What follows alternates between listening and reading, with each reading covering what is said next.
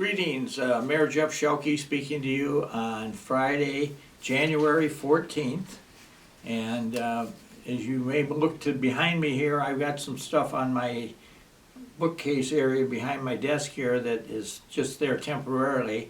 The big thing I have is a sign.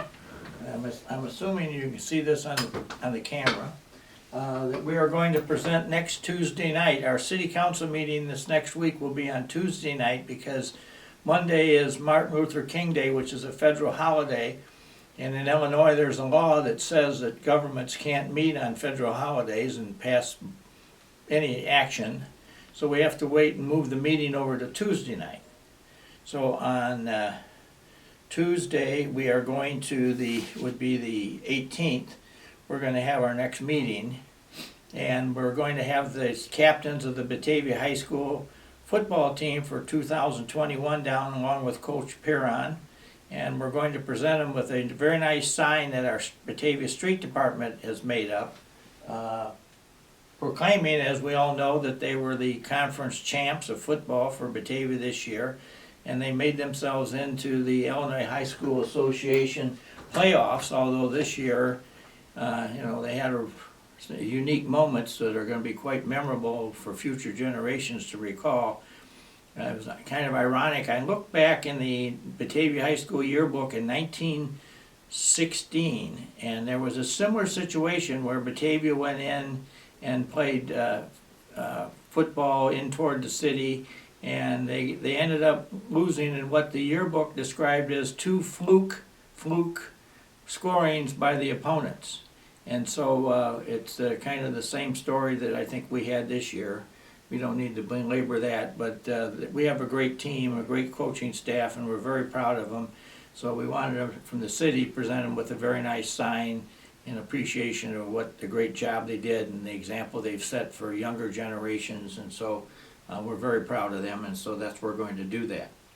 I also, I guess, need to say, as we talked this week, the mask thing and the social distancing and everything else is still around, although everybody seems to do it a different way. And there's some places I go, nobody's wearing a mask, and other places we go, everybody's wearing a mask. And as I tell people, when I'm at the city council meeting, I may have the mask hanging on me, but I got it hung underneath my chin here because I've been complained to that if you're on the computer and you're trying to talk to people with the mask on, some people have a very, very difficult time understanding what it is you're saying. So I'm now going to be putting this out and putting it back on when we get off the TV, but it's a very questionable thing, where it all goes, and we'll see where it goes. Hopefully that sooner or later we'll get rid of the whole COVID situation and we'll be back to life for normal. But right at the moment, it doesn't sound like that's going to be the case. I've got a couple announcements to make that we've gotten from the community. One is that the Batavia School District 101 is putting together a committee called Building for Our Future Toward Master Facilities Plan.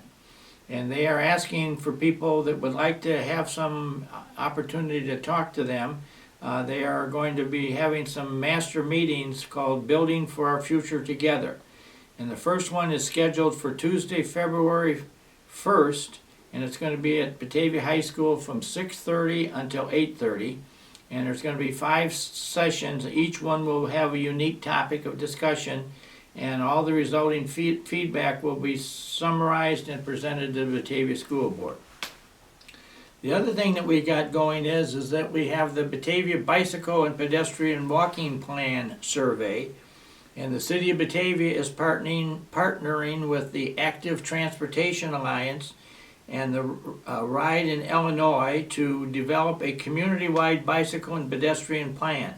The plan will focus on improving walking and biking connections between local destinations, fill in gaps to sidewalk networks, and make intersections safer for people to travel both on foot and on bike. This winter, we are soliciting ideas from the community that will help us inform the plan and recommendations. And there are several ways to participate. There's an online survey, and there's an online interactive map, And you can reach both of these by going to the City of Batavia's website, cityofbatavia.net. And later this winter, we will be hosting a community workshop, so you'll have a chance to learn more about the plan and brainstorm the ideas. And a Lincoln survey to the interactive map can be found on the city's website. And I might note that, I know that there's a lot of people with various ideas on walking and bicycle riding. One of the complaints I've gotten significantly is the number of people who claim that the bicycle riders are not safety minded and they just fly through certain intersections, don't stop or whatever have you. And so I've had some people suggest to me that one of the things we need to do is come up with some type of a bicycle correction plan that will have some type of penalty for bicycle riders who just think they can fly through town and not pay any attention to stop lights or stop signs or people walking on the sidewalk or whatever the issue may be. So I have to believe that that's probably going to be a part of the conversation as we get into this, because I know there's some folks on the city council that have similar views on that also. So that one's out of the way. Next thing I would like to share with you is we've had a Batavian who many of you know, Maureen OBrien, has authored a book called The 26 Points of Light. And I've had several people who have read it tell me that it is one of the more insightful readings that they've seen in a long time. And it's basically the underlining title is Illuminating One Cancer Survivor's Journey from Diagnosis to Remission. And Maureen had that personal story, and so she's authored this book, 26 Points of Light. And she has got several well-known Batavians have offered to write in here and make observations about her when she was going through and kind of sharing some of their stories. So this is very, very Batavia orientated, but what I like about it is that I'm aware now of several people in Batavia who are battling cancer and have had a rough time, and I think this book would be very, very helpful for a lot of people, both for the person involved and for their family, and specifically for people who have gone into remission. And so I just talked with Maureen on the phone, and she tells me that this is basically available on Amazon, if you can go online and order it that. If you can't figure out how to do that, I would encourage you to call my office, City Hall, and we can help you get the information that you need to order the book.